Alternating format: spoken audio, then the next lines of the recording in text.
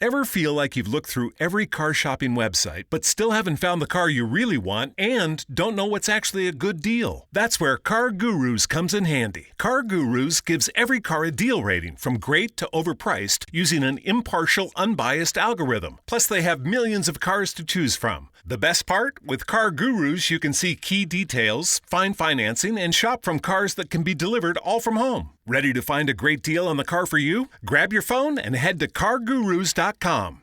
Broadcasting live from the ESPN 690 Anajar and Levine studios. This is Action Sports Jax on ESPN 690 with Brent Martineau and Austin Lane.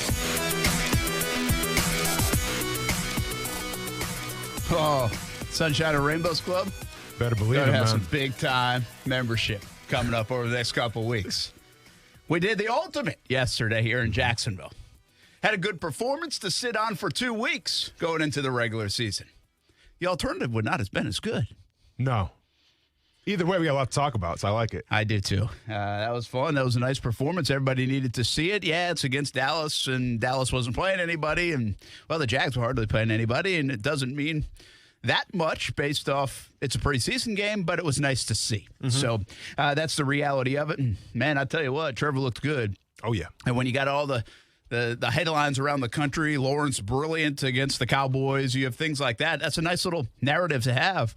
In a busy week across the country for the Jacksonville Jaguars, it went from nationally televised game poor performance on Monday in New Orleans to ETN being out, which was a headline story, which was unfortunate, to Trevor Lawrence getting named the starting quarterback on Wednesday, to Gardner Minshew being traded on Saturday, and then to a very nice performance for Trevor Lawrence and the Jags on offense on Sunday against obviously a very well-known team across the league in the Dallas Cowboys. Brent Martineau, Austin Lane, Casey, hope you had a good weekend, man. That was fun, though, wasn't it? Fantastic weekend, yeah. And obviously, you know, if you're the Jaguars, you end the preseason on a fantastic note.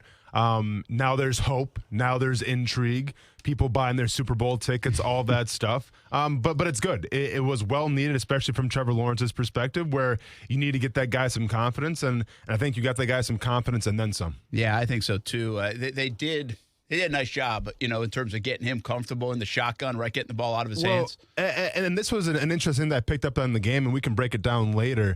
But I wonder, compared to the first two games, how much Urban Meyer had a role on this offense. Because if you look back to see what kind of offenses Darrell Bevell runs, if you listen to some quotes that he said back the day with the Lions, what they did against Dallas kind of goes against what Darrell Bevell believes in. And it's kind of more Urban Meyer-esque. Now, once again, you weren't playing all your starters. Your offensive line was kind of in shambles, so you had a bunch of backups there. So you wanted to do everything in your power to get Trevor Lawrence set to get him ready to roll. But I remember this is the same team that had the head coach a couple weeks ago that said, we have to run the ball. We have to run the ball. Well, when you start from shotgun and you go empty, there's not a lot of ball running going on. And when you have an offensive coordinator who was once quoted saying, we're not going to be and this isn't with the Jaguars, with the Lions, we're not going to be a team that spreads things out. We're going to run first, pass second. That kind of went against what Bevell, at least in the past, has showed. I wonder if this was Urban Meyer's coming out party in terms of, hey, we got to change things up a little bit. Let's get Trevor Lawrence some more confidence. Let's spread things out because our 4 or 5 receivers out wide are better than Dallas's 5 cornerbacks. Yeah, it'll be very interesting to see what you say as a defensive guy noticing what they're doing, and it looked different than the first 2 weeks. And so I wonder if that keeps Houston guessing a little bit. Like, is this what we're going to see a little bit more of? Is that what we're going to see a little bit more of? What about James Robinson? How much of this was done because 5 out of the 6 offensive linemen were out, 5 out of their 6 guys, and just Jawan Taylor was a starter? And, you know, to the point of, Urban told us this in production meeting on Friday, but you could tell that he revisited and really thought hard about it on Saturday of playing Trevor Lawrence behind that offensive line. We talked about this a lot on Friday. They only had, 3, 4 starters. I wasn't sure James O'Shaughnessy was going to play. He did, so that added another one. But without 4 offensive linemen, without DJ Chark, without Marvin Jones, was that a good situation to put Trevor Lawrence in? Well, sigh of relief. He doesn't get hurt. Nothing happens. They look good. Mission accomplished. And, well, everything worked out okay, you know. But he thought about it now and just thought they needed to get him reps. So what will this look like? How much was that to protect Trevor from not getting hit, getting the ball out? How much of that was, hey, that seemed to work. We're going to use that, you know? Yeah, I mean, so here's the thing, though, and here's the catch-22 about that. it worked for Trevor Lawrence. Now, in the run game you saw yesterday with James Robinson, essentially, it didn't work that well. Right now, when people think of James Robinson, they think of, all right, this guy's a downhill back. Let's get the quarterback under center. But if you watch the James Robinson highlight film from last year, spoiler alert, I did, he actually, in the beginning of the season, it was all under center. Right? Because it was apparent what they want to do. You want to run with James Robinson first. Doug Marrone was a big fan of him, and then you pass second.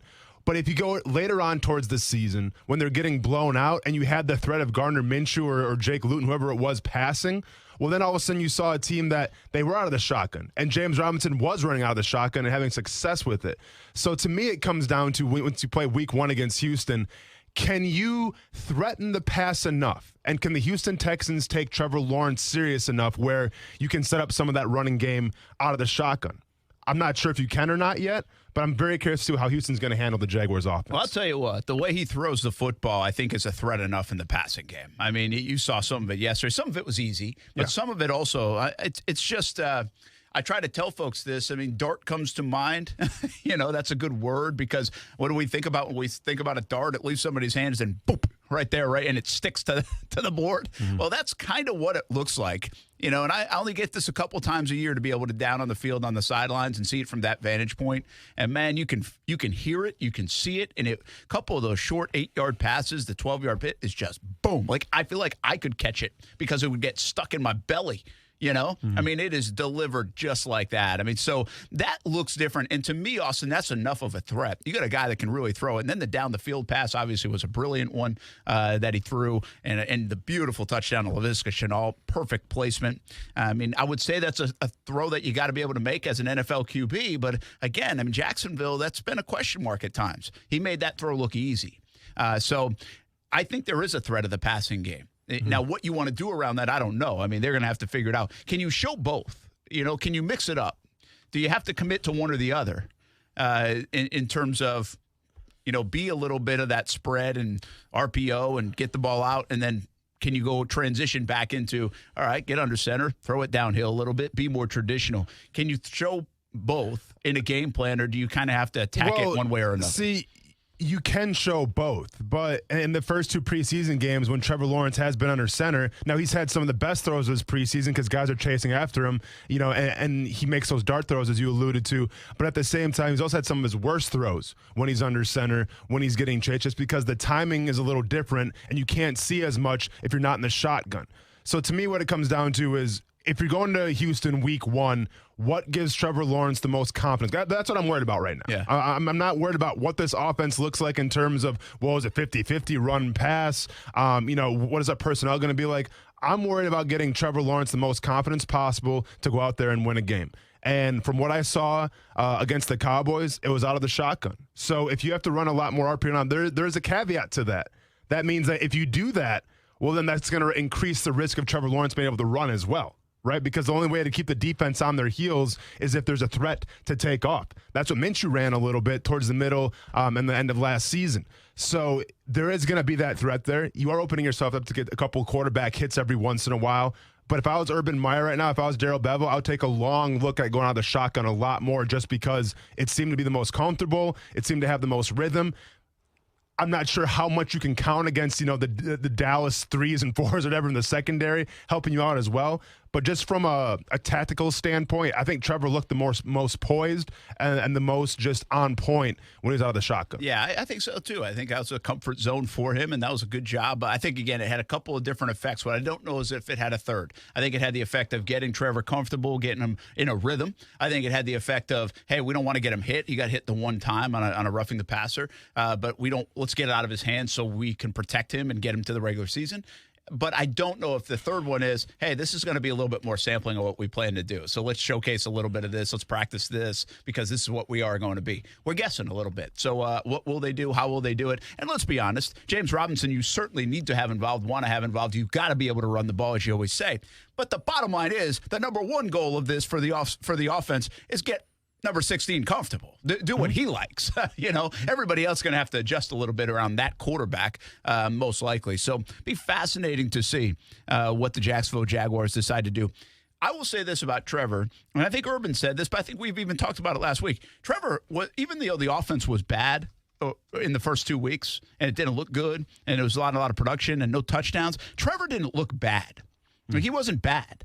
He wasn't great, but he wasn't bad. There were some signs, and then there were some, they couldn't score. Yeah. Yesterday, he looked great. Of course. So I just like the totality of it wasn't like, hey, looked bad, looked good. I think in the totality of it overall, you feel pretty good about where Trevor is. And now he feels good about himself. The offense feels pretty good about themselves. You add that all up, and I think there should be some expectation going into week one. And there should be a lot of people on the train of Trevor across the country, here in Jacksonville, whatever it might be, that this guy is the real deal, everything they thought he was going to be. I still feel that way coming out of August, and that's a good feeling to have. Yeah, I mean, I think for the first game against the Browns, we saw the good, and it's like, okay, yeah, this is kind of what we expected his first game. Okay, let's see how he transpires from there. You go to New Orleans, and it's like, is that? I mean, and this is my opinion, but I think a lot of people shared my sentiments here, where it's like, that's it. We put you on such a pedestal, and we expected a little more, and then the game in Dallas. It kind of sealed the deal. It was like, okay, there he is. There's the first pick of the draft. That's what we were expecting, and hopefully they can carry that on from there. And so the big part of this now is you get guys feeling good. I like the fact that Trevor and Urban and everybody else admitted, listen, that was a Dallas team that wasn't showing much, and that's fair. You got to acknowledge that. But if you can't do it against vanilla defenses and third and fourth teamers, well, then it's a real big worry, right? So at least you can cross that off. And the other thing is, outside of ETN, it appears now, unless there's something else that lingers, but Cam Robinson was actually going to play in that game until right before the kick. He was ready to go. He worked out like he was going to play. He was not inactive. They'll have A.J. Cann back, I would think, by 2 weeks off the COVID list. Brandon Linder, I think, should be ready to go. Andrew Norwell hasn't played at all in the preseason. So their offensive line should be back. He's had an elbow injury, but he should be back. And then on pace to get DJ Chark and Marvin Jones back for the regular season. Outside of ETN, my point being on offense, everything that you kind of thought you would have, you do have. Now, ETN to me is a big deal, but you never know how you're going to come out of the preseason injury-wise. And I think overall, outside of ETN, again, I don't dismiss that that's a pretty big deal. But it's also one player. I think you feel pretty good about the health of your football team overall, and on offense, you should look the part in week one. Yeah, you would hope so. I think this offensive line will be back together week one. Like you said, Travis Etienne, you're missing out on him, but everything else seems to be in place. I think DJ Chark's expected to come back. So all things considered, it could be worse. I think, you can't undervalue the fact that you did lose Travis Etienne, though, and I think that he was drafted in that first-round pick because he was going to, Urban Meyer was going to build that offense around him a little bit. You lose that piece now. I feel like nobody can really come in and make up for that piece. Like, yes, you still have Laviska Shenault, you have James Robinson, but they aren't the players in terms of their skill set, what Travis Etienne brought to the team. So it could change a little bit schematically, but overall, you're happy with what you see. Overall, how do you feel about this football team? Is this what you expected to feel like going into the regular season? Still have plenty of question marks. It's a 1-15 team. It's got a new quarterback. It's got a new coach. Obviously, coming off that performance, you're like, okay, I got some momentum here. I like this. I can buy into some things. But where are you at with the football team 2 weeks away from a regular season opener? And how comfortable are you with the fact that, hey, we know this isn't a Super Bowl team, right? That's most likely a 95% chance not a playoff team. But is this going to be a step in the right direction? Do you feel pretty good about that? So as far as the defense is concerned, I like the fact that they've really made a precedent of stopping the run. Now, we've heard that in the past, and even though they said it, they didn't really do the job. It seems to be the most important aspect of this defense right now, which I can appreciate because, what I got to say, if you run the ball and you stop the run, you got a good shot of winning. So I like that. Now it comes down to man coverage. Can Shaq Griffin, can Tyson Campbell? Is he okay, by the way? I think so, yeah. Okay. I think they had seen enough and wanted to keep him out. But interesting. I think he's okay. Can Tyson Campbell, can C.J. Henderson, can they step up to the challenge and play man defense, and cover some of the best receivers in the league? There is a question mark there, so we'll see with that. On offense, though, I'll be honest, I'm very confident for that Cowboys game. But at the same time, what is this offense's identity right now? Because we don't know that. I can sit here and give you a 10-minute TED talk of what this defense's identity is going to be and what their goals are going to be. I'm not quite sure with this offense yet. So overall, if you don't know your identity, or at least I don't know your identity, I can't give you my full-fledged, vote of confidence and say I think they're ready. But the Dallas game did help. Yeah, let me just Tyson Campbell. I'm not saying they held him out because he was ready. I'm saying they held him. I think he had a little bit of an injury, but I don't think it's like a bad injury. I think they held him out as a cautionary part. But they do feel pretty good overall about they feel pretty good about their secondary. They think there are just a couple plays here or there that stood out. That's why everybody's like, oh my gosh, but they like it.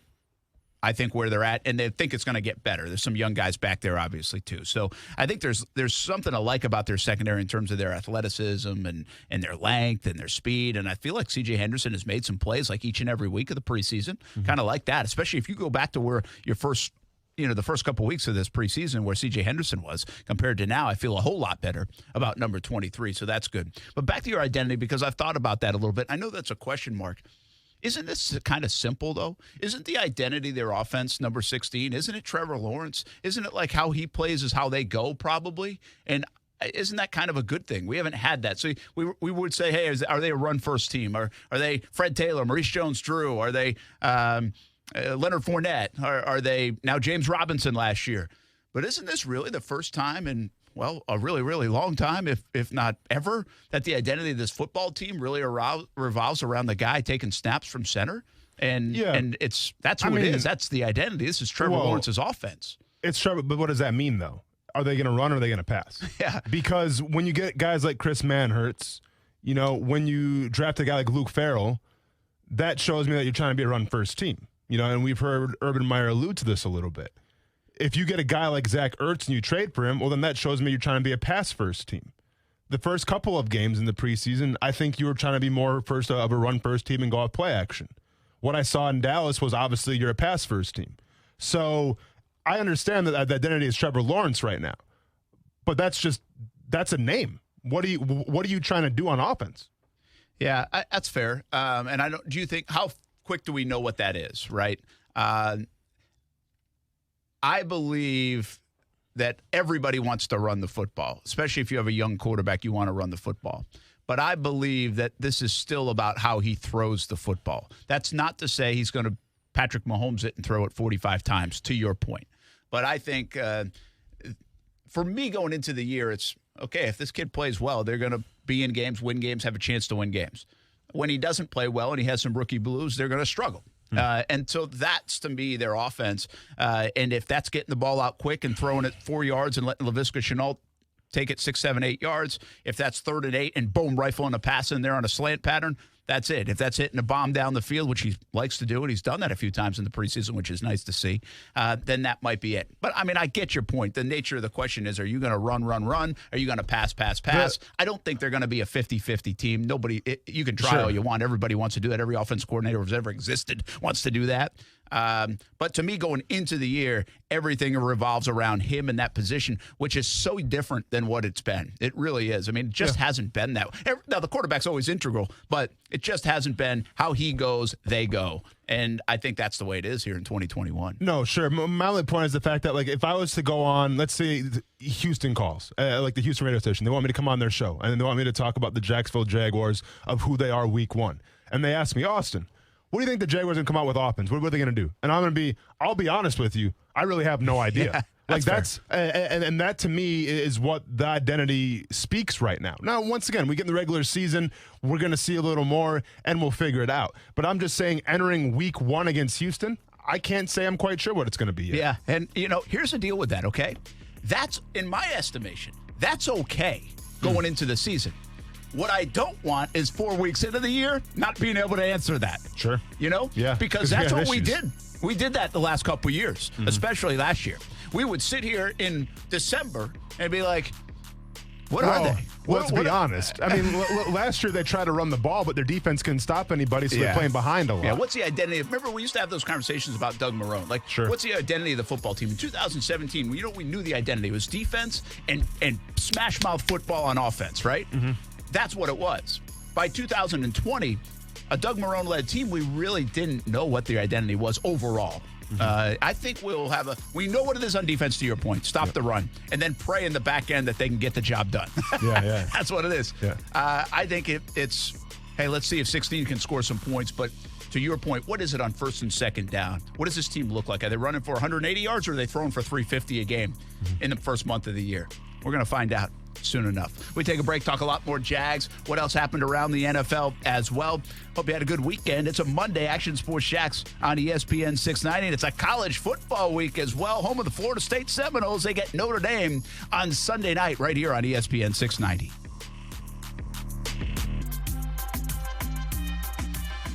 Welcome back, Action Sports Jacks on ESPN 690. Brent Martineau, Austin Lane, Casey. Casey apparently said he had an interesting weekend, so can't wait to hear about that at some point. I like it. So, quick story from the road. Okay. Almost, for the first time in my life, almost didn't leave a tip Saturday night. Dang. Mr. Sunshine and Rainbows, Brent Martineau. Almost. Stiffing it to the man. What happened? All right, so we had some TV stuff to do. We do all of our stuff during the day. We had an hour pregame Sunday, so we're working a little bit, you know. And because we got in Dallas plenty of time, and we actually had lunch. So we went to eat, but we didn't eat until after all our stuff done, which is like 9:30. And we're in a great spot. They're in like Las Colinas is in the Dallas area. We're in Irving, and so you could walk to restaurants, which is awesome from the hotel. And so. Yeah, we go out, we take a little left, we go down there, and we find a place, sit down. It's a hot, nice spot, really nice spot. There's a couple of cool places right there.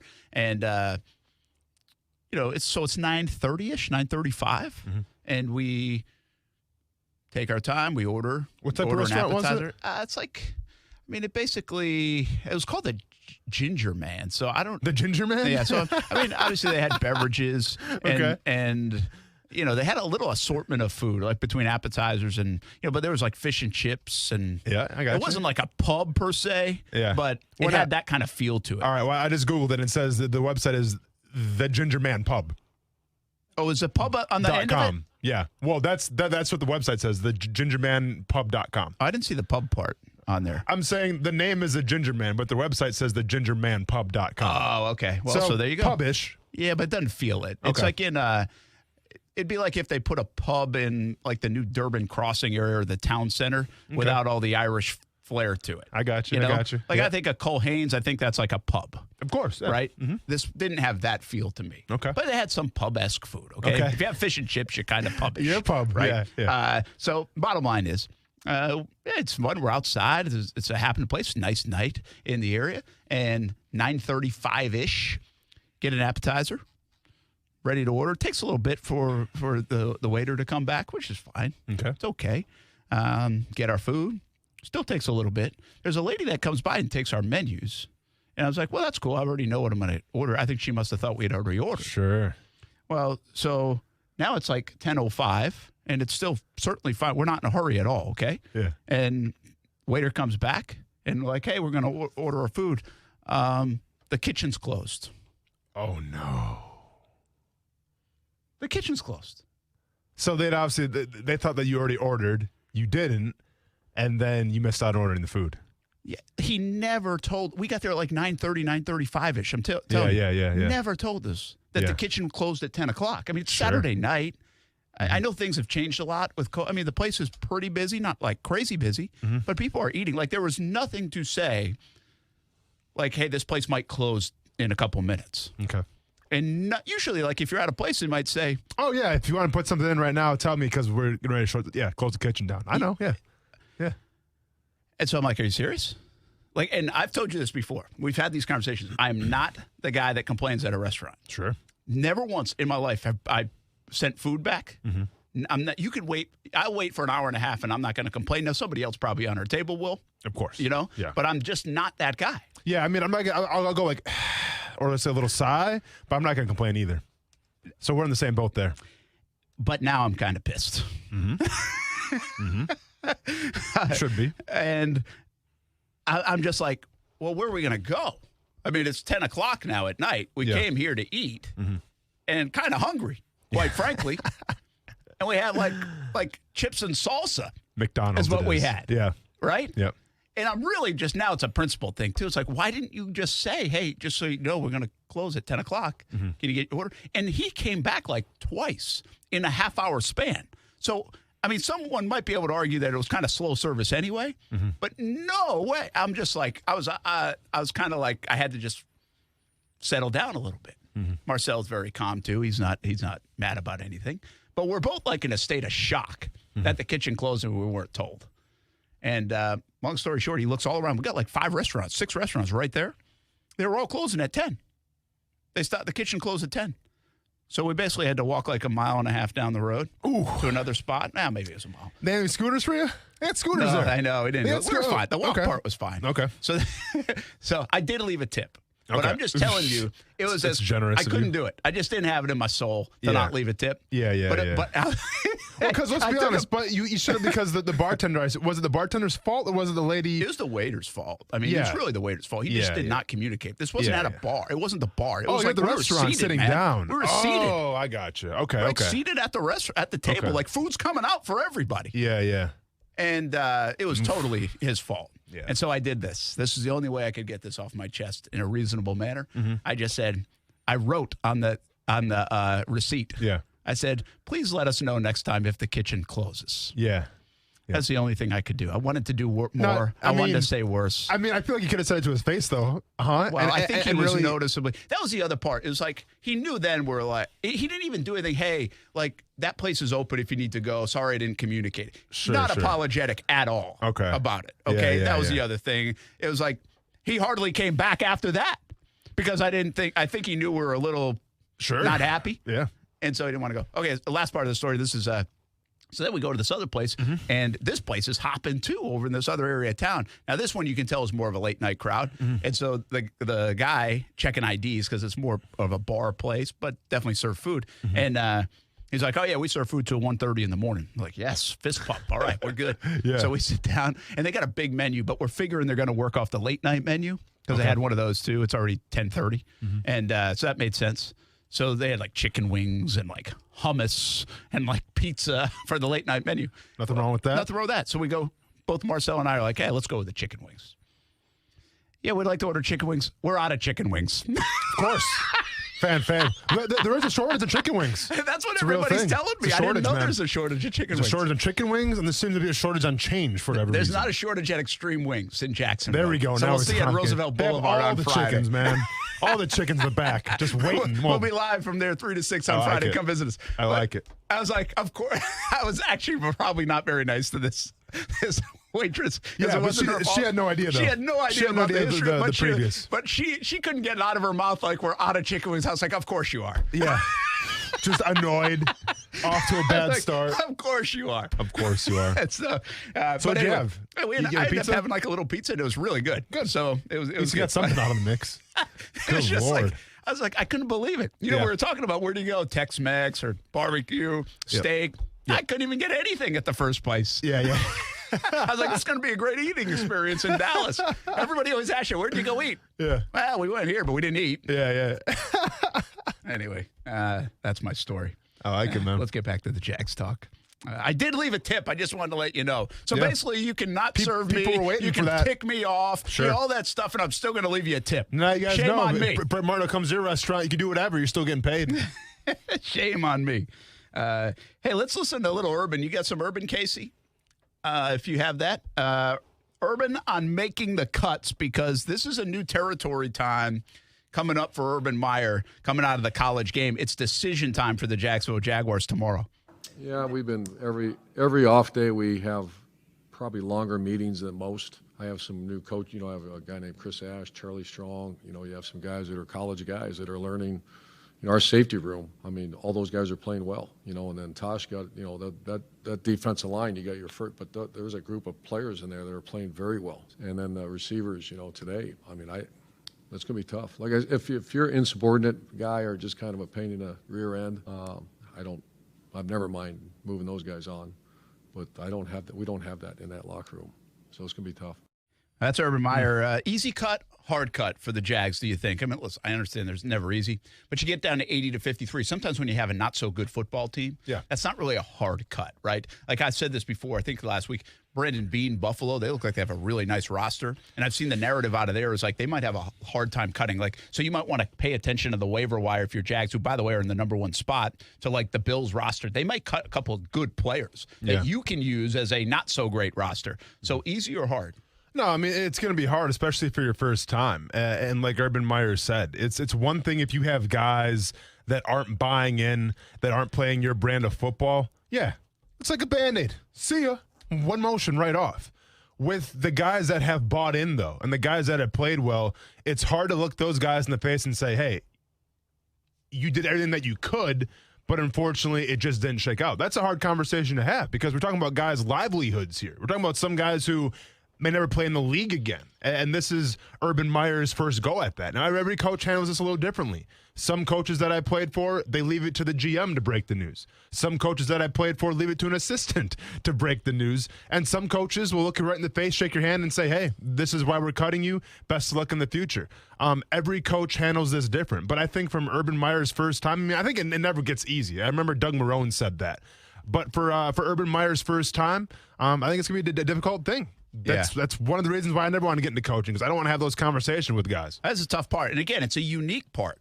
You know, I'm sure he's had to kick guys off the team, but if they're making their own bed kicking off the team, that's different than this, but, right? See, and it's different, too, because the guys that you brought in usually buy in terms of scholarships. And if the guy, you know, buys in, regardless if he's a starter or he's a senior, but he's third on the depth chart, he's still going to have a home. You're not just going to cut a guy like that. Yeah. As long as they buy in the college program and you brought those guys here, you can't justify cutting them. In the NFL, it's different. You have to. It doesn't matter how great of a guy they are, how much they bought in, how well they played for you. If they're not going to meet the demands, if they're not going to, you know, meet the upper echelon in terms of, you know, the skill set, you got to let them go. Yeah, I'll tell you this, too. This one, again, I'd say I love being on the sidelines for a couple of games because you see some different perspectives of just how much he does interact and like the players. Mm-hmm. You know, he reminds me of Gus in that sense, and they're not alike, it doesn't seem, right? Mm-hmm. You would say, if I say Gus Bradley and Urban Meyer, right, you wouldn't be like, well, they're not. That's totally two different guys, two different styles, two different everything. Mm-hmm. But one thing you knew about Gus, you played for Gus a little bit, you knew he loved the players. Yeah. Right? I mean, that was, you could feel that. Urban, you kind of you feel that too. Like he talks about it. I think some of the players will talk about it, but you can see it. I mean, I tweeted a video of him and Trevor. I can see why he loves Trevor, right? He gave him like a hug on the sideline. I was like, finally, some damn points, right? He was excited about that. But I saw him do that with the guy that they signed like on Saturday. You know, they made a couple roster moves, and he actually like met the guy in the hotel for the first time, you know? And he was about ready to go in the game, and you could tell it was like he knew him forever. But see, those are those bubble guys though. Those are the guys that coaches grow fond of because they can't afford to take a day off. They can't afford to take a practice off because one little off day, one little day where you maybe loaf a little bit too much, that's the day you get cut. Like if you're a starter or you're a backup, like you can be like, all right, I'm just gonna kind of mill it in this, you know, for this practice, and we'll be all good. Bubble guys can't afford to think like that. So, like, really the bubble guys, they kind of exemplify exactly, you know, in terms of the intensity, in terms of the work ethic of what you want at practice. Yeah, I think the guy I was referring to, it's funny because on the Jags roster, they don't even have a name for him. Jermaine Illuminor is an offensive lineman. Okay. And you could, like, I saw him go up to him because he was going in like the fourth quarter. It was almost, I think this is the guy he was talking about the day before on the podium after saying, hey, I just met like this guy. It's so bizarre. This is crazy, you know? Yeah. And then, but he was like hitting him and like, oh, hey, man, go after. You could tell he was kind of like, man, go put some good stuff on tape, man. Let's see what you got. I'm excited to see what you got. Yeah. And that was in the fourth quarter of a game where, by the way, your head coach at that time could almost be like on the way to Houston, you know, start game planning and thinking about Houston by that point. So I think you see that. You really do see the relationship there. I think it's going to be tough for Urban Meyer. It's exactly what you said. That is very transparent. He's asked a lot of these guys. He said he was going to, and now you're going to have to say, hey, man, you're not good enough to make it, even though you did everything that we asked you to do. Coming up a little bit later in the show, we're doing cuts. We got our 53-man roster that we got to do live here. Mm-hmm. All right? We got to talk it out. It's Trent Baalke and Urban Meyer. Mm-hmm. All right? And we got to make the cuts. Down to the 53. We're coming up at football at 5. Are we going to have a Gardner Minshew eulogy too or not? We will. That's coming up at like 4. Okay. Good. Good. Do you have a eulogy all set? No, I'm just wondering, man. We got to talk about it, dude. Like, he was a big part of the headbands on the show and everything, and now he's gone. Yeah, I mean, Bummer. I still got my aviators. For sure. We will assess the Gardner Minshew trade. How did that come all about? What does that all mean? That's on the way as well. More Jags talk, more NFL talk. Happy Monday. Less than 2 weeks away from the season, and of course, college football starting up. You're home for Florida State football and basketball right here on ESPN 690. How about the Knowles and Notre Dame on Sunday night? We'll talk some college football as we go along this week. We'll be back on ESPN 690.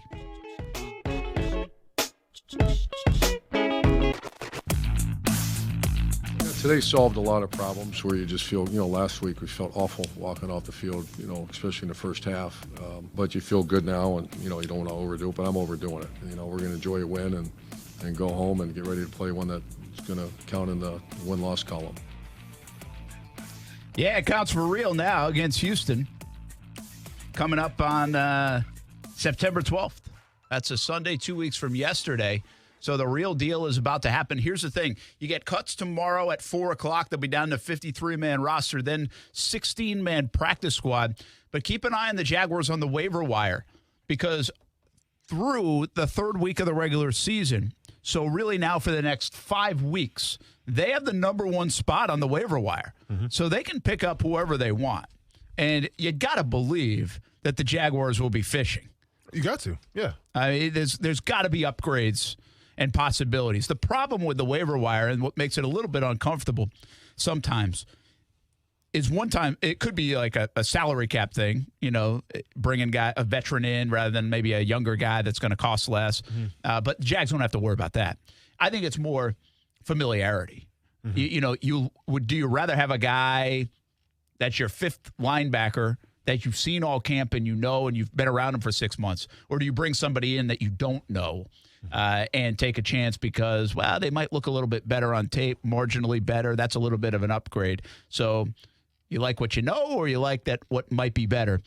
What might be better should win out, because that's what the goal is all the time. But I think it makes it a little bit uncomfortable overusing that waiver wire. And the good news for the Jags was they got the first pick. Do you want the Bleacher Report biggest roster cuts predictions?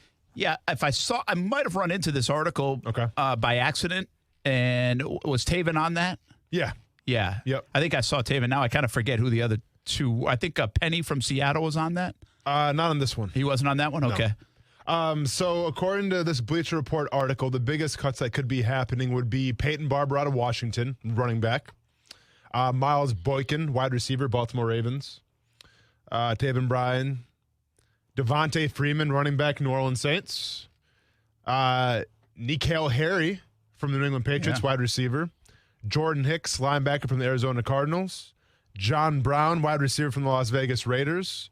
And Jelani Tavai, linebacker, Detroit Lions.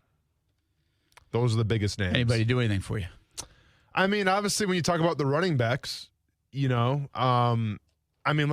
I sit here and say, do I think Peyton Barber or even maybe an aging Devontae Freeman could be an upgrade from Ozigbo and Agumba Wale? Maybe, right? Do I think N'Keal Harry could be an upgrade from the last guy in terms of the wide receiver roster? I would say so.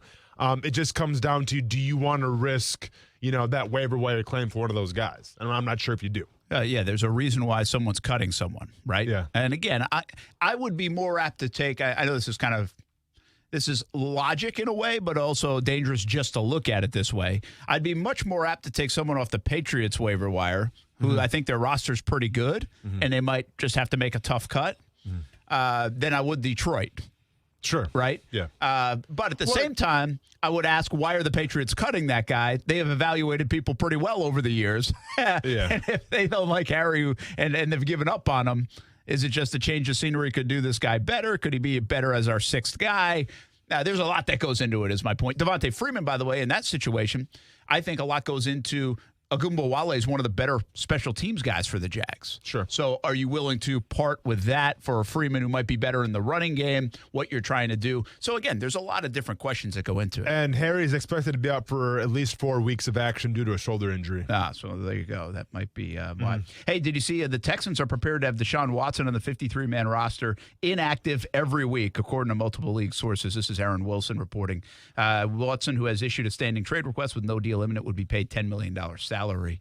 So just a 3-quarterback system. Yeah. And Deshaun Watson.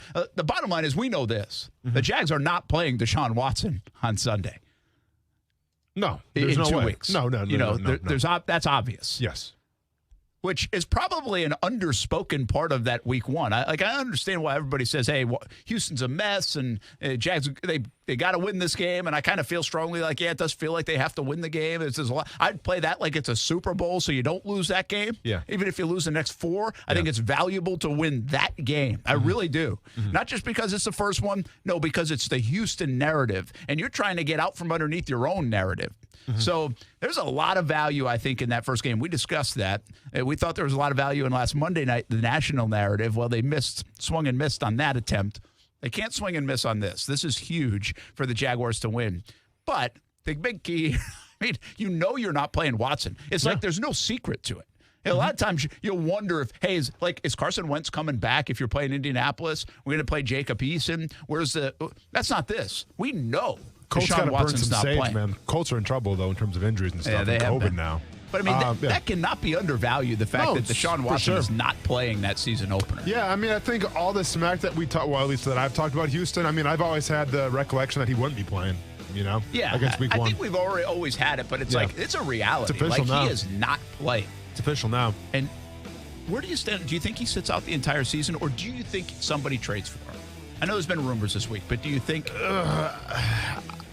I was reading some things where if they put in a clause where he's found guilty of those things, they get the compensation for the draft picks. If that's the case, then I can see a team trading for him. We'll see. Hey, Gardner Minshew is gone. Yeah. The Jags traded him away. Did they get enough in return? How did this happen? Is it a good move for Gardner? How do you feel about the Gardner era? And also, Juju Smith-Schuster, what are you doing? Oh, I guess we have that coming up at 4 as well. Yeah, that's all I'm going to say about it. On ESPN 690. That's a hell of a tease right there, Austin Lane. We'll be back. I just found it.